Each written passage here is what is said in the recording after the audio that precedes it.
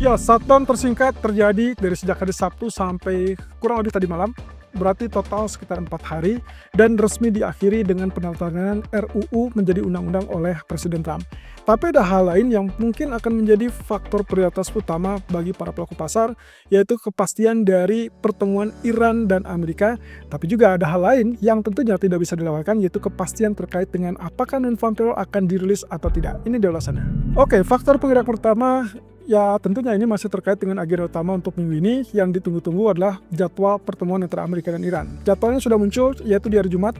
Jadi saya rasa ini bisa menjadi fokus utama kita untuk sisa minggu ini. Karena berhubung shutdown sudah berakhir dan juga kita tidak perlu khawatir lagi tentang shutdown tersebut. Nah, situasi yang juga agak sedikit miris atau mungkin sedikit menggembirakan, memberikan nafas terutama untuk emas ataupun bahkan indeks saham, yaitu kaitannya dengan pencalonan Kevin Walsh. Sepertinya akan mengalami hambatan atau lebih tepatnya dijegal oleh senator Republik. Ya, ini internal dari partai Republiknya sendiri. Padahal yang mencalonkan adalah Presiden Trump yang notabene masih satu kubu, yaitu dari partai Republik. Kira-kira akan seperti apa? Apakah ini akan berarti menandakan Kevin Walsh harus mundur atau mungkin hanya saja pengajuannya mungkin diperlambat? Artinya kita belum bisa mendapatkan penunjukan dari Kevin Walsh tersebut resmi akan terjadi dalam waktu dekat. Kaitannya dengan pertemuan Amerika dan Iran. Kabar terbarunya adalah kaitannya dengan permintaan dari Iran sendiri. Mereka meminta untuk jadwal diubah atau lokasi dirubah. Yang semula di Istanbul, Turki. Kali ini Iran meminta untuk dilakukan di Oman dengan alasan dia menolak untuk keterlibatan negara-negara regional dan meminta format pertemuannya adalah hanya pertemuan bilateral antara Iran dan Amerika. Kemudian juga yang tak kalah penting adalah tadi malam sempat ada kabar terkait dengan Amerika menembak jatuh drone milik Iran yang dicurigai mendekat ke kapal USS Abraham Lincoln. Tentunya ini mengakibatkan lonjakan harga minyak karena ada kekhawatiran bahwa ini akan memicu perang ataupun memicu ketegangan sehingga akhirnya pertemuan antara kedua negara itu akan resmi batal. Di satu sisi, ada rumor juga ataupun informasi kaitannya dengan format pertemuan. Jadi Iran meminta bahwa topik pertemuannya jangan melebar kemana-mana, cukup dengan topik terkait dengan nuklir. So, ini yang cukup menarik. Kalau kita berkaca di tahun 2025, sebetulnya sempat hampir terjadi kesepakatan lebih tepatnya. Hanya saja waktu itu entah karena satu dan lain hal, ternyata urung terjadi kesepakatan, kemudian muncullah Israel menyerang Iran, lalu kemudian Amerika pun mendukung serangan tersebut. Sampai akhirnya Iran melakukan aksi balasan dan akhirnya dikatakan bahwa semua selesai. Nah, kita tidak tahu apakah itu akan terjadi lagi saat ini atau dalam beberapa waktu ke depan. Yang jelas dari agenda pertemuan di hari Jumat nanti yang perlu dan poin penting yang perlu kita ketahui adalah apakah mereka sepakat untuk menghentikan program nuklir, lalu kemudian apa yang akan diberikan Amerika untuk Iran jika memang Iran berhasil atau mau untuk menghentikan program nuklir. Nah, tapi masalahnya adalah dari Trump sendiri sudah mengatakan bahwa semua masih siaga di perayaan Arab dan dikhawatirkan bagi semua pelaku pasar ini kaitannya kalau misalkan terjadi eskalasi maka dengan sangat cepat harga minyak akan melonjak naik lebih dari level $70 dan sangat mungkin safe haven seperti emas itu akan kembali di atas level 5.200. Sekarang saja harga emas sudah beronjak naik ke level 5.000 atau di atas 5.000. Tapi situasinya belum terlalu aman bagi bullish tentunya. Ini kaitannya dengan apakah nantinya pertemuan ini akan menghasilkan kesepakatan tertentu atau tidak. Yang jelas kalau misalkan potensinya berhasil, diplomasi selesai, kemudian menghasilkan kesepakatan bahwa Iran tidak lagi melanjutkan program nuklirnya, oke, kita anggap itu adalah meredanya sisi geopolitik. Dan itu berarti emas akan berpotensi turun kembali, bukan lagi di atas 5.200, mungkin saja kembali ke bawah level 4.700. Tapi yang jelas situasi ini akan sangat volatile dan dinamik sampai ke akhir pekan nanti. Jadi hati-hati, sentimen ini masih tetap berlaku sampai ke akhir pekan. Oke, kemudian yang kedua ini kaitannya dengan DPR yang meloloskan RUU, lalu kemudian Trump menandatanganinya sehingga menjadi undang-undang pendanaan sementara.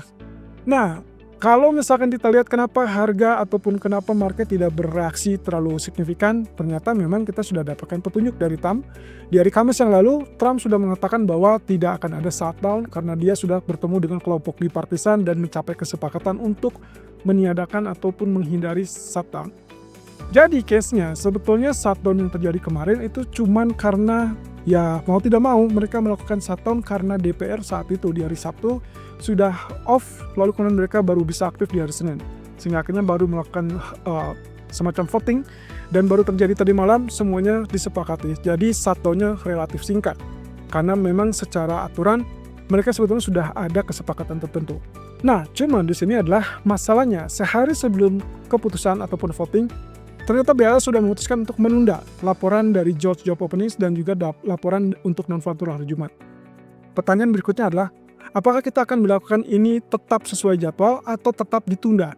Ini yang masih tetap kita perlu tahu dan tunggu sampai ada konfirmasi lebih lanjut dari BLS. So, untuk sementara waktu tidak ada data George, tidak ada juga data dari NFP untuk hari Jumat. Untuk sementara ini kita kesimpulkan seperti demikian. Kecuali kalau di hari Kamis terdapat keputusan ataupun pengumuman, maka kita maju dengan data non-farm payroll. Oke, berikutnya adalah kaitannya dengan pencalonan Kevin Walsh. Kalau semula kita sempat mendapatkan market yang agak sedikit khawatir dengan posisi Kevin Walsh yang ditunjuk sebagai pengganti Powell, ya bisa dikategorikan dalam 2 hari terakhir sebetulnya hal tersebut sudah memudar ya. Situasinya adalah bahwa market mulai memperhitungkan ulang situasi masa lalu dari Kevin Walsh dengan yang terbaru. Jadi sebetulnya ini lagi-lagi masih perdebatan antara apakah Walsh nantinya akan lebih ke hawkish atau justru akan ke dovish. Ada rumor bahwa ini kemungkinan dia sudah tobat ataupun berubah, yang semula di tahun-tahun yang sebelumnya dia menjabat itu cenderung hawkish, sekarang ini dia lebih pro kepada pemangkasan suku bunga. Nah, tapi hal yang ingin saya bahas di sini adalah bukan masalah itu. Ini adalah posisi dari Kevin Walsh yang kemungkinan pencalonannya resmi atau mau tidak mau sementara waktu ditunda dengan alasan bahwa Senator Tillis dari Republik itu menghalangi atau tidak setuju dengan pencalonan kecuali semua penyelidikan terkait dengan kasus Jerome Powell itu diselesaikan lebih dulu.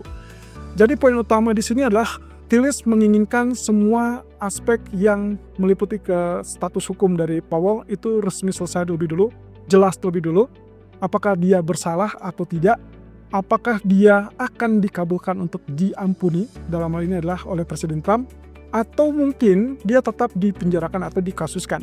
Nah, situasi ini yang menurut Tillis itu sangat penting sehingga dia memutuskan untuk menolak semua calon yang diajukan oleh Donald Trump.